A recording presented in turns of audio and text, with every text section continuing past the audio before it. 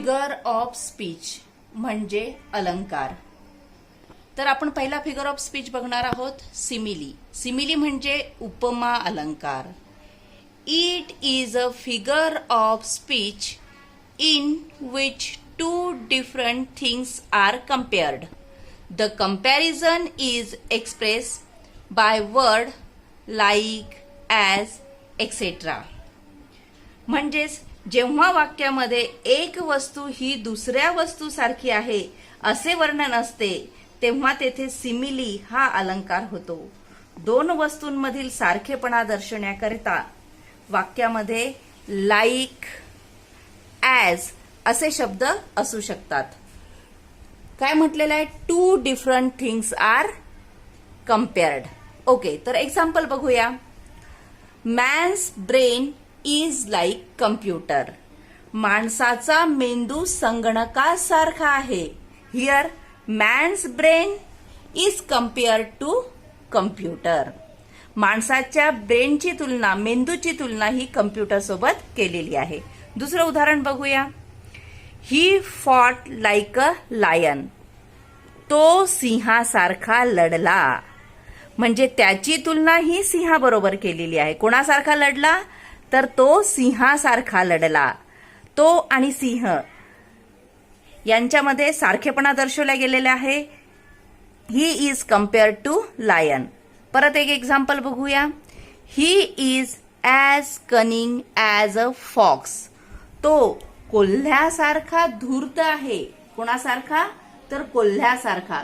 तो कोल्ह्यासारखा धूर्त आहे. तो आणि कोल्हा यामध्ये सारखेपणा दर्शवला आहे. आणि प्रत्येक शब्द हा ॲज आणि लाईक असे शब्द आपल्याला एक्झाम्पल मध्ये येताना दिसत आहे. मेटॅफर. मेटॅफर म्हणजे रूपक अलंकार.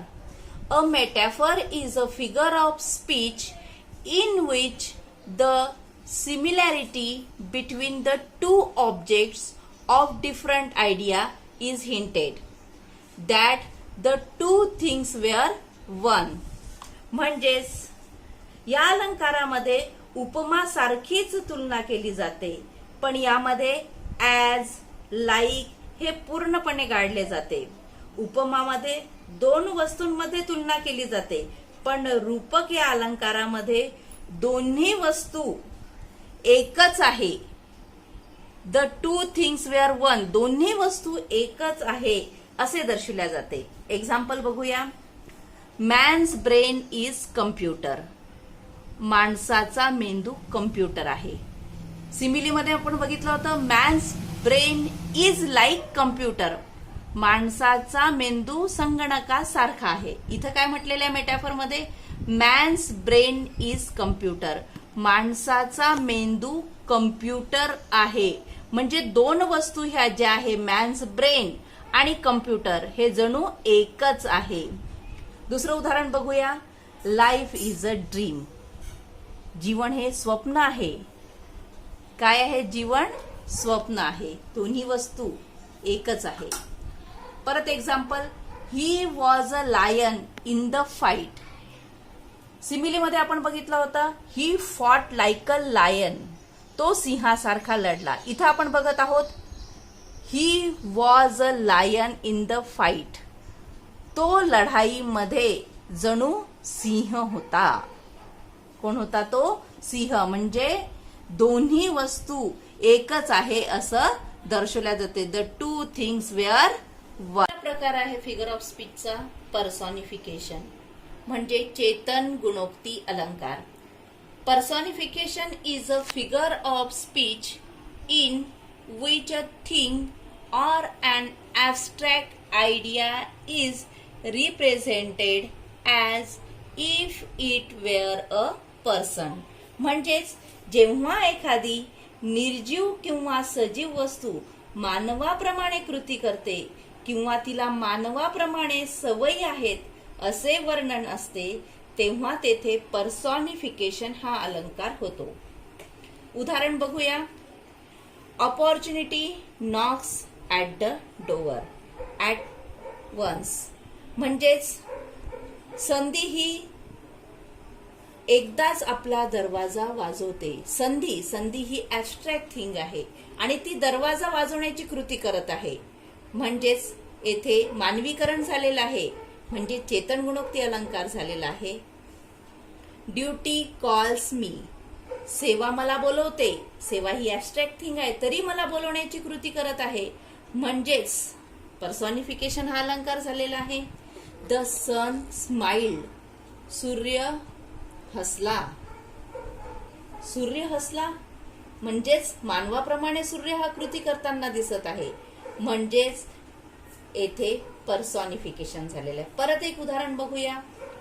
ग्रास इज डान्सिंग, गवत नाचत आहे. गवताची कृती कशी दर्शवलेली आहे? नाचण्याची, म्हणजेच नृत्य करताना गवत दिसत आहे, म्हणजेच येथे पर्सॉनिफिकेशन झालेलं आहे. जेव्हा असे शब्द येतात तेव्हा पर्सॉनिफिकेशन म्हणजे चेतन गुणोक्ती हा अलंकार होतो. फिगर ऑफ स्पीच पुढचा अलंकार आहे ॲलिट्रेशन. ॲलिट्रेशन म्हणजे अनुप्रास. अ repetition of 2 or 3 words beginning with the same letter used, that is called alliteration. म्हणजेच जर एकाच वाक्यात 2 किंवा अनेक शब्दांच्या सुरुवातीचे मुळाक्षर सारखेच असेल किंवा ते वारंवार येत असेल तर त्या ठिकाणी ॲलिट्रेशन हा अलंकार होतो. काय म्हटलेलं आहे? सुरुवातीचे सेम लेटर वारंवार येत असेल तर ॲलिट्रेशन हा अलंकार होतो. उदाहरण बघूया आपण. I am safe and sound. Yes yes हे लेटर रिपीट झालेलं आहे. She secretly stole away. Yes yes yes हे रिपीट झालेलं आहे, म्हणजे ॲलिट्रेशन झालेलं आहे. अनुप्रास हा अलंकार झालेला आहे. मराठीमध्ये आपल्याला उदाहरण माहितीच आहे. काकूने काकाचे कामाचे कागद कैचीने करा करा कापून काढले. क क क हे रिपीट झालेलं आहे, म्हणजेच हे अनुप्रासचं उदाहरण आहे. तसंच इंग्लिशमध्ये सुद्धा जर सुरुवातीचे 1 किंवा 2 लेटर वारंवार जर रिपीट होत असते तर त्या ठिकाणी ॲलिट्रेशन हा अलंकार होतो. आता पुढचा बघूया आपण. रिपिटेशन म्हणजे पुनरावृत्ती. In this figure of speech words or sentences are repeated more than once. काय म्हटलेलं आहे? Words or sentences are repeated more than once. म्हणजेच वाक्यात 1 किंवा अनेक शब्द वारंवार येत असतील, एखादे वाक्य वारंवार येत असेल तर त्या ठिकाणी रिपीटेशन हा अलंकार होतो. उदाहरण बघूया. I want to saw many small small moons of light. Small small हा वर्ड जो आहे तो रिपीट झालेला आहे, म्हणजेच repetition. Sun sun it gives me great joy. Sun sun हे रिपीट झालेलं आहे मोर दॅन वन्स, एकापेक्षा जास्त वेळेस आलेला आहे, म्हणजेच रिपीटेशन पुनरावृत्ती हा अलंकार झालेला आहे. पुढचं फिगर ऑफ स्पीच आहे इन्व्हर्जन, म्हणजेच व्युत्क्रम, अयोग्य क्रम. Inversion is a figure of speech in which the words order is change to gain more effect. म्हणजेच दिलेले वाक्य व्याकरणानुसार चुकीचे असेल, म्हणजेच वाक्यातील शब्दांचा क्रम चुकीचा असेल तर तेथे इन्व्हर्जन म्हणजे व्युत्क्रम, अयोग्य क्रम हा अलंकार होतो. उदाहरण बघू आपण. Decision I must make. या ठिकाणी वाक्याचा क्रम बदललेला आहे. तसं आपल्याला व्याकरणानुसार माहिती आहे, subject plus verb plus object अशी आपली वाक्याची रचना असते, परंतु यामध्ये आपल्याला तसं दिसत नाही. वाक्याचा क्रम हा आय मस्ट मेक डिसिजन असं असायला हवं होतं, म्हणजेच सब्जेक्ट वर्ब आणि ऑब्जेक्ट अशा प्रकारे. पुढचं वाक्य बघू आपण. Into net the ball fail. इथं कवितेमध्ये जास्त इफेक्ट देण्याकरिता वाक्याचा शब्दांचा क्रम बदललेला आहे. तसं बघितलं तर हे वाक्य the ball fail into net असं असायला हवं होतं, परंतु इथे शब्दांचा क्रम हा बदललेला आहे.